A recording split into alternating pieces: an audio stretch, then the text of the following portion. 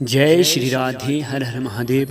मित्रों, आज हम आपको महान सती अरुंधति की परम पवित्र कथा का वर्णन कर रहे हैं। सती नारियों में महर्षि वशिष्ठ की पत्नी अरुंधति का स्थान बहुत ऊंचा माना जाता है। अरुंधति दक्ष राज की कन्या थी। वह वेद आदि धर्मशास्त्रों की ज्ञाता थी। कहते हैं कि एक बार वह सहेलियों के साथ अपने बाग में टहल रही थी तथा इनके रूप लावण्य को देख करके भगवान शंकर भी आकर्षित हो गए और उन्होंने मोहित करने के लिए साधु का छद्म वेश बनाकर वहां पहुंच गई, अर्थात माया से रचित।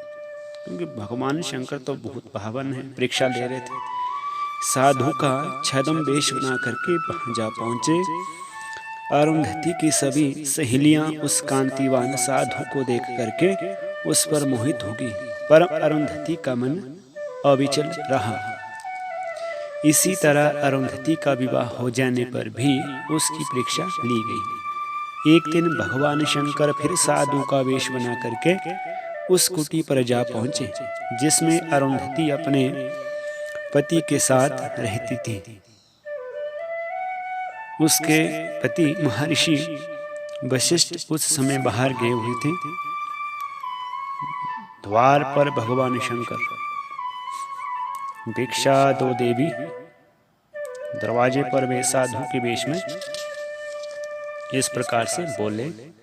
अरुंधति बाहर आई, देखा एक रूपवान और परम तेजस्वी साधु लहूलुहान खड़ा है।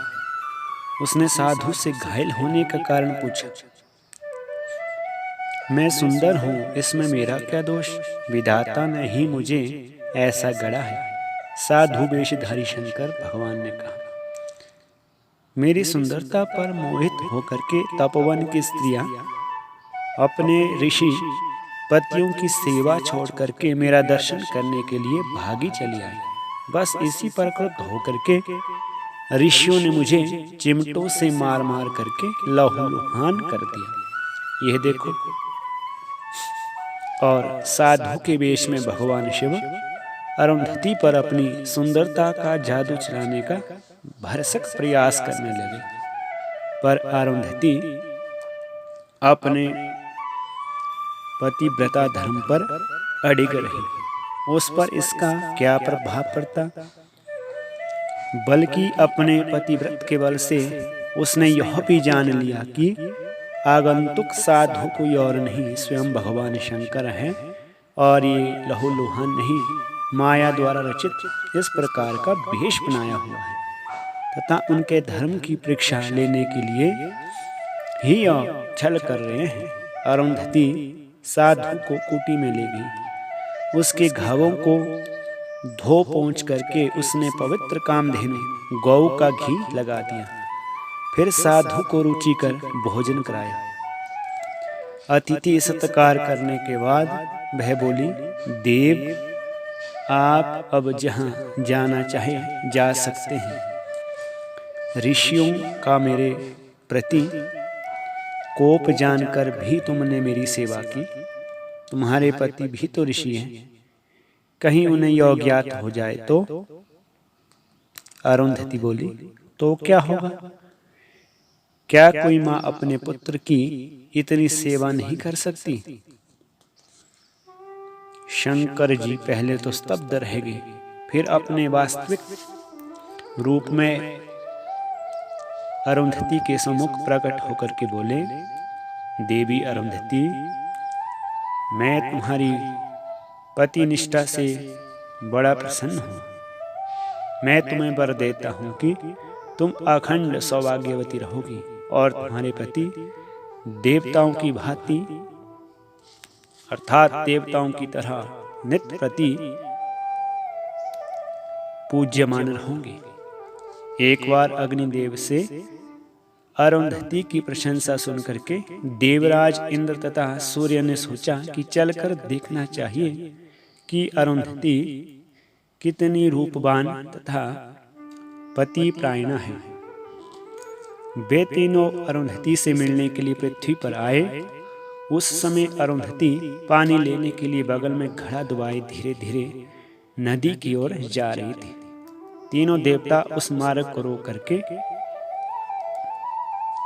खड़े हो गए। अरुंधति ने उन्हें देखा तो पहले प्रणाम किया, फिर उनके वहां आने का कारण पूछा। हम तुमसे एक बात पूछने आए हैं देवी, इंद्र ने कहा। अरुंधति बोली, जरा रुकिए, मैं पहले नदी से यह घड़ा भर करके ले आऊं, तब जो चाहे पूछ लीजिएगा। नदी तक जाने की कोई आवश्यकता नहीं, हम आपका घड़ा यहीं भर देते हैं। तीनों देवताओं ने अपनी दैवी शक्ति से 3/4 घड़ा भर दिया, चौथा हिस्सा खाली रहा। अरुंधति बोली, आप पूछिए, आपको क्या पूछना है? पतिव्रत धर्म क्या होता है? जो स्त्री कभी स्वप्न में भी अपने पति के अतिरिक्त किसी पर पुरुष का ध्यान नहीं करती, सुंदर से सुंदर पुरुष को देख करके भी जिसका चित्त चंचल नहीं होता और जो सदैव पति की सेवा और कल्याण के कार्यों में लीन रहती है, वह नारी पतिव्रता कहलाती है।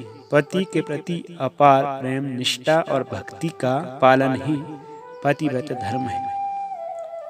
तुम्हें भी तो सब पतिव्रता कहते हैं, क्या तुम अपने पतिव्रत का कोई प्रमाण दे सकती हो?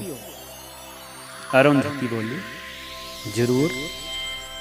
अगर मुझे अपने पति के अलावा जीवन में किसी अन्य पुरुष का विचार तक कभी मन में किया हो या आया हो, यह बात सत्य हो, तो मेरा यह घड़ा पूरा भर जाए। अरुंधति की इतना कहते ही तीनों देवताओं ने आश्चर्य से देखा कि घड़े का शेष चौथाई हिस्सा भी जल से भर गया है। धन्य धन्य कहते तीनों देवता देवलोक को लौट गए। आज भी हिंदुओं में विवाह के अवसर पर कन्या को सप्तऋषि समूह में अरुंधति नाम तारे का दर्शन करवाया जाता है और कर्मकांड में भी इसे खड़कोण के नाम से स्थान दिया गया है। उनकी मान्यता है कि इससे कन्याएं पतिप्रायणा तो होगी ही, साथ ही उन्हें महर्षि वशिष्ठ जैसा सुंदर और विद्वान पति भी प्राप्त होगा। जय श्री राधे, हर हर महादेव।